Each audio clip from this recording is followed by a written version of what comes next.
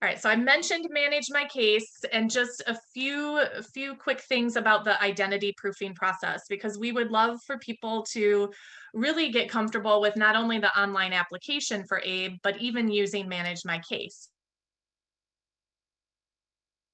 But to use manage my case, customers have to complete the ID proofing process. Next slide. And so some of you may have encountered this where you're helping with the ABE application and there's an option to verify identity or to do that later. What we find is, especially people who don't have a significant credit history in the United States, they often can't get through the electronic identity proofing process.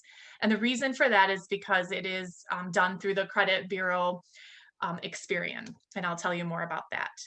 So yes, it is part of the online ABE application, but you can always click verify identity later and continue with the online application. And I just can't stress how important it is to submit applications online, because that way you and your applicant have a record of the application.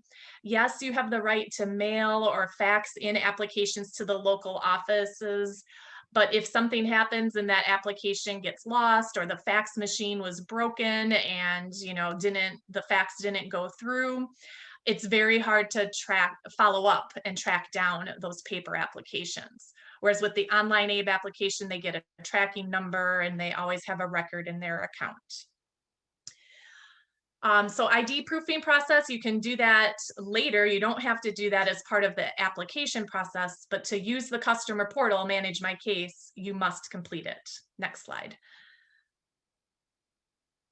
This is an example of the type of questions that will be generated through Experian. So you can see it's very much credit history type of questions. Next slide. If unable to complete it electronically, they'll get this message, and then what can happen is the applicant can call the help desk phone number, give this reference number, and attempt the ID proofing process over the phone. And for some people that will work, but for others, if it does not work, then they're going to have to request a manual ID proofing. Next slide. And what will happen is, once they get that message within the ABE system, it will say that they're unable to verify the identity. There will be a link to the form to fill out, but you can also find the form on the DHS website, and we're giving you that link here. Next slide. So to complete the form's very clear in its instructions, and it's kind of one of those things they need to send in copies of their identity documents. So it's either 1 from column A, I think, or 2 from column B. Please make sure they send in copies, not originals. You as a navigator or a certified application counselor, you can help them with this process. There is a fax number that you can send it to, and the applicant can actually choose to be notified of the results of this process through email. Next slide. One question that came up that I'm assuming that sure. others may have from this group, Kristen, is that person has a question about the consent form. The question is, I have a question about the consent for assistance form being submitted with the proofing form. Should we sign the proofing form for them, or leave the signature blank and send it with a signed by us consent form assistance? That is a great question. So I think this kind of relates to the documentation of the verbal consent that we are using for applications. And I don't know if Lauren Polite was able to join, because I think we had discussed this and I just can't remember the answer. I think they can go ahead and do so if they have the documentation, but we can certainly follow up. Does anyone from HFS want to chime in on that? Oh, I know that there is a designated form. If Lauren's on, she'll be better at this, but there's a designated form that an app agent has to complete to assist over the phone, and to sign for the client. And it explains, I talked to so-and-so on the phone at this time and got their permission. It's kind of an affidavit kind of thing. Right. And I think the question is, can that be used for the identity proofing form as well? Oh, I'm sorry. I think so. And that's my recollection too, but we can confirm that when we follow up. And then another question, Kristen, once you fill out the ID proofing form, what happens next? Once it's Great. mailed or faxed? Yeah, so then the folks in Springfield will process that. Last I knew, I think they said, give them 6 to 8 weeks, but depending, it may move quicker than that.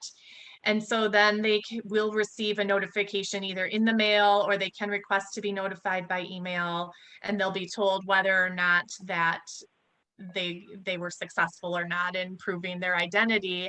And then they'll be, if yes, they'll be able to go back and log in to manage my case. Next slide. I think I have some tips that kind of speak to that. Sorry, And I just understand answering one of some the people may, questions. I apologize. I usually don't like to go over. We are going over by a few minutes. So I understand that some people may have to jump off for other commitments.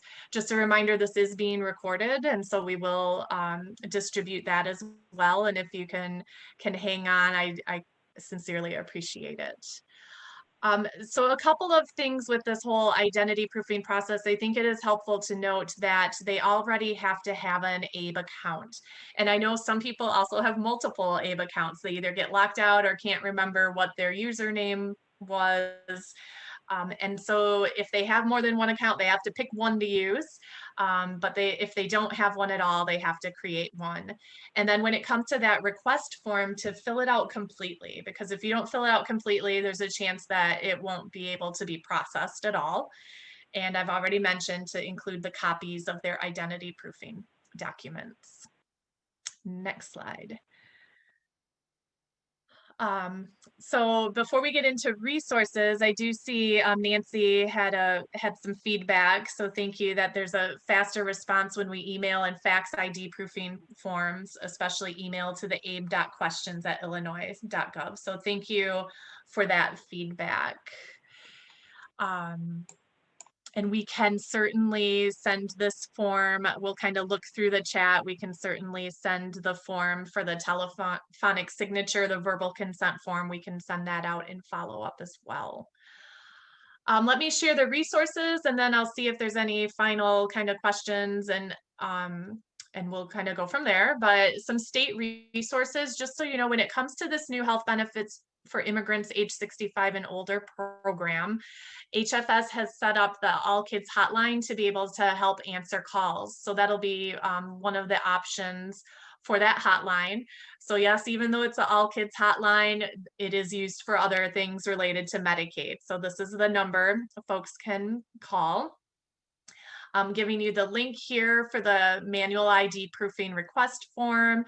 And we also have the link for the approved rep form. Approved representative, that's where as part of the application process, the applicant identifies someone, and it could be you as an assister, or it could be a family member who can help and communicate with the state on their behalf and sign the application on their behalf. Next slide. Some other resources for providers, for people who assist clients with benefits applications or questions. Help Hub is an incredible resource if you're not already on it. Many of you are, but if you are not, this is for providers, not for customers or clients. You as a provider can fill out a short form and then ask questions related to benefits, public charge, SNAP, all sorts of things. Our partners at the Shriver Center on Poverty Law administer it, but you'll see many of us advocates responding to questions. I already mentioned Protecting Immigrant Families Illinois. We have a website full of information. Yes, much of the information got its start from the public charge rule, but please know that there are other resources as well, including a fact sheet about emergency Medicaid. I believe we've got, if we don't already, we'll be getting something on there about this new program. So check out the website if you haven't. DuPage Federation, we have a number of resources related to public benefits, including some PowerPoints that have been recorded about Manage My Case and some other things. So check us out. We'll also be doing our series on public benefits for non-citizens in February. So stay tuned for an announcement about that. And then ICER has the Immigrant Family Resource Program, which is funded by Department of Human Services, but ICER coordinates a network of providers, some of whom are participating today. And these providers receive regular training on benefits, applications, assistance, and public charge, and all things kind of related to DHS applications. So I would encourage you, if you need to find a resource in your community, to check out the website there. And then finally, next slide. This is our contact information. And I know we have a lot of questions that we might not have gotten through. So what we are going to do is take a look at these and try to come up with an FAQ document so that we can have the questions to everyone's, the answers to everyone's chat questions available. We do have some resources on VTTC applications that we can send out. For those of you who don't know, victims of trafficking, torture, and other crimes, it's a special state-funded program for those immigrants who are either in the process of or intending to file applications for asylum, U visas, or T visas, and it's a way to get state-funded cash, food, or medical benefits. And there's a special unit set up to process those applications, so we can send out that information. I realize there are probably many, many questions about spend down. And so I think the best strategy there is to maybe offer a spend down training in the near future, especially if you're seeing a lot of folks who may be qualifying for this new program under spend down. So we'll kind of see if that really is needed, but I've got some fact sheets about that we'll send out too. So thank you. And Luvia, do you have any final comments that you would like to share?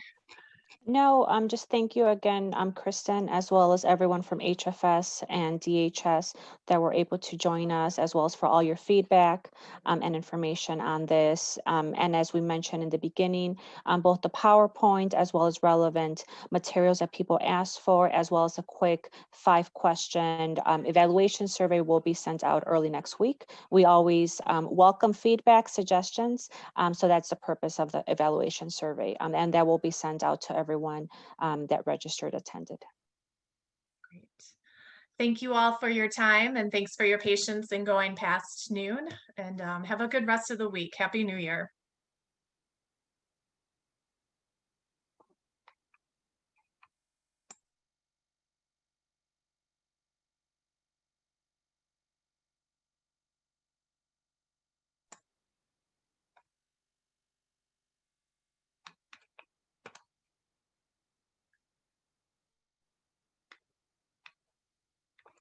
All right, thanks, Luvia.